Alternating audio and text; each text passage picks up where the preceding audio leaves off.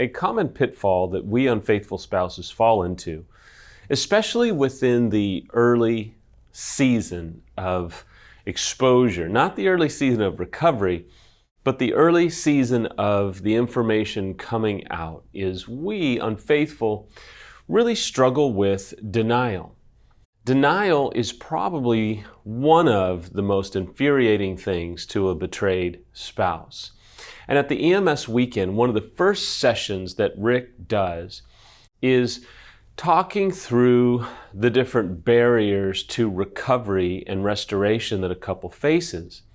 And a barrier that I think many unfaithful spouses come face to face with is denial. And it really is very incapacitating for not just the unfaithful, but for also the betrayed spouse. Because when we unfaithful refuse to admit our mistakes, admit what's going on inside of us, or admit that we have a problem, we're only reinforcing the dysfunction that we've probably been locked in for the past few months, years, or even decade. And we give, unfortunately, more power to the prison that we're already trapped in. We can get lost in denial of what we've done, how it's affected our spouse, our children, the people around us. We can be in denial with how significantly our choices have affected the people around us. We can also be locked in denial for what our choices have cost ourselves. The problem with denial also is the more that we stay in denial, the more that we reinforce the fact that we can't be trusted. The more that we reinforce that we're not safe. We keep denying that we have a problem, and we stay locked in that problem. As soon as we can come to the point where we can admit that we have a problem or that we have something going on inside of us that has caused us to act out, the more that we can appear safe, the more that we can get safe, the more that we can begin to start to formulate a solution for what we have been experiencing for whatever amount of time we've been involved in an affair.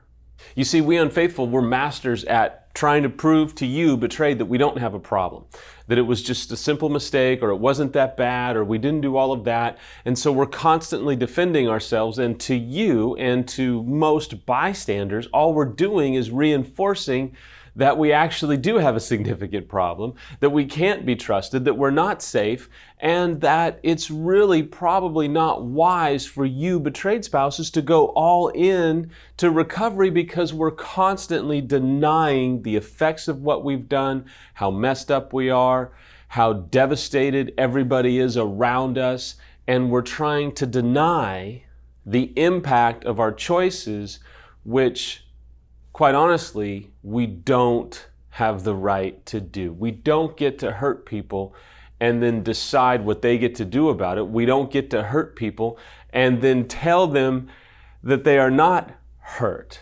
One of the best things that we can do is actually admit we have a problem, or admit that we have dysfunction going on inside of us, or admit that what we've done can almost not be measured in terms of collateral damage to our loved ones. Very early on, within the first few weeks, Samantha and I were driving to a counseling session. I'll be honest with you, the counseling was not going well. This was with some general counselor that we were kind of told about. Both our heads were spinning. At this point, I had been terminated. Our lives were in upheaval. We had no clue where we were going or what we were doing. I had had one great session with a mentor that was out of state, and now we were kind of back in California. And I had been fighting Samantha on this whole idea that I was a sex addict. And I finally used some advice I was given by my mentor. I had fought her. I had said, I am not a sex addict. I am not a sex addict. There's no way. There's no way. That's just not true. Now, I had meant well.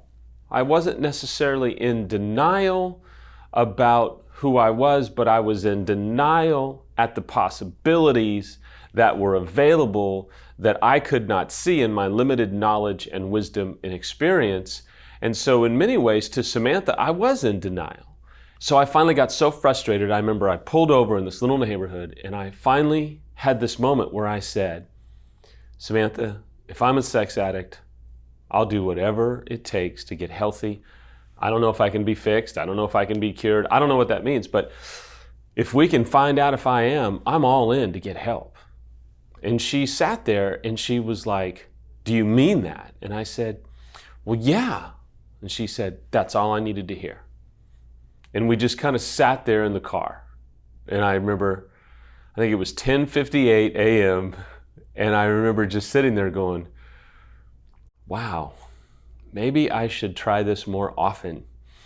And at that point, we didn't know that there were tests to understand whether or not you were dealing with sex addiction. We certainly were not seeing an expert, but eventually we got to Rick, and I, by all means, did as many tests as I needed to determine was I dealing with sex addiction, and I was not, but we didn't know that at the time.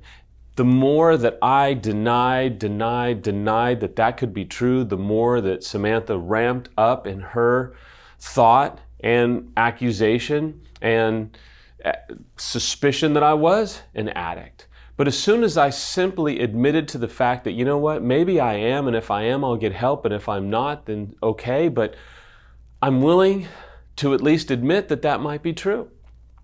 You see, I was denying a reality that exists for Samantha, that my life really testified against me, that I was this great guy. I mean, my life had proven that the last 2 years of my life were a complete train wreck. And if you're an unfaithful, the more that you continue to deny, and then your life testifies against you, you get locked in an image that you can't break because you're constantly denying to your spouse that A, B, or C could be true. And I know that you're afraid that they're going to then use that against you, but it starts with you. As long as you're in denial, you imprison yourself, and quite honestly, you imprison the relationship from going anywhere different because you're constantly denying that what you have done is tragic, has devastated their life and other people's lives, and has risked probably what is most important to you. What I'm not suggesting is that you admit to something that's not true. I'm not saying that you should say, well, yeah, I guess I'm a sex addict and you're right, and I'll just assume that that's true. I'm not saying that you should just admit to something that is not true. But you should admit to the fact that you don't know everything, that you're not a therapist, that you're not going to be able to fix yourself. You see, once you get away from denial, you open up the possibility of finding the solution and living in the solution. And even if you are an addict of any sort, there is a way to manage it and to work with it and live a very fruitful, wonderful, even restored life dealing with the addiction. Even if there is the addiction component that's in your life, it doesn't mean that it's the end of your relationship or the end of your ability to live a wonderfully healthy and restored life with your spouse or partner. But as long as you deny that, you're going to stay stuck. This is where I need you to take a deep breath, both unfaithful and betrayed. Certainly betrayed. Because I'm not doing my job if I don't actually ask you, betrayed spouses, are you in denial? Now, before you run with any thought that I'm going to twist this and say, well, you're in denial because your dysfunction caused your spouse to have an affair, that's simply not true. I've done hundreds of videos. I've never said that, never even alluded to that, and will never say that. The truth of the matter is, the unfaithful spouse is 100% responsible for their infidelity and their affairs or acting out. The betrayed spouse is 50% responsible for the status of the marriage, just like the unfaithful spouse is 50% responsible for the status of the marriage. Now, before you run with that, just because you betrayed spouses are 50% responsible for the status of the marriage, even if the status of the marriage is kind of rough, that does not mean or justify the unfaithful spouse acting out. It's just simply a truth of the situation. Betrayed spouses, I have to ask you, are you in denial about issues that you're dealing with? Are you in denial with how traumatized you are? Are you in denial that maybe you need to get on some small medications to take the edge off? Maybe you're dealing with PTSD, so the rage or the acting out or the traumatic responses that you're feeling in your body are not just because of the pain, but because you're dealing with something beyond just mere emotional pain and that you need professional help. Are you in denial at the fact that you're really not winning the war of fixing yourself and you need an expert third party to help you heal? Are you in denial that maybe there were some things going on in the marriage that needed to be addressed that did not justify the affair, but actually made the marriage very difficult? Because if you're in denial, you're going to continue to repeat this struggle, this pattern, this dysfunction as well. One of the chief reasons the betrayed spouse will not admit to the fact that maybe there are issues in their own life or were issues in the marriage or what have you is in many ways because they are afraid, and take note of this, unfaithful, because it will help you create safety for them to maybe let their guard down as betrayed spouses. But many times betrayed spouses will not admit to the fact that there were maybe some issues going on in the marriage because they are terrified that you, the unfaithful spouse, are going to use that against them to justify your affairs, justify your acting out. So until they feel safe, they're not going to even probably be willing to talk about inadequacies or struggles with physical intimacy or emotional intimacy or any of those things because they're convinced that you are going to use them against them and their own healing and their own emotional well-being. You see, denial imprisons both spouses in very unique ways. I hope that you can admit, even today, that you may have some issues with denial. When you get out of denial, you get into formulating a solution with an expert. You start to live in the solution. You start to appear safe. You start to show your betrayed spouse that you are safe enough to look at all issues, all alternatives, all different concerns that they may have. You show that you are genuine and willing and are getting safer and safer for them to eventually start to trust you again. Get out of denial, whether you're unfaithful or betrayed. It will not help you.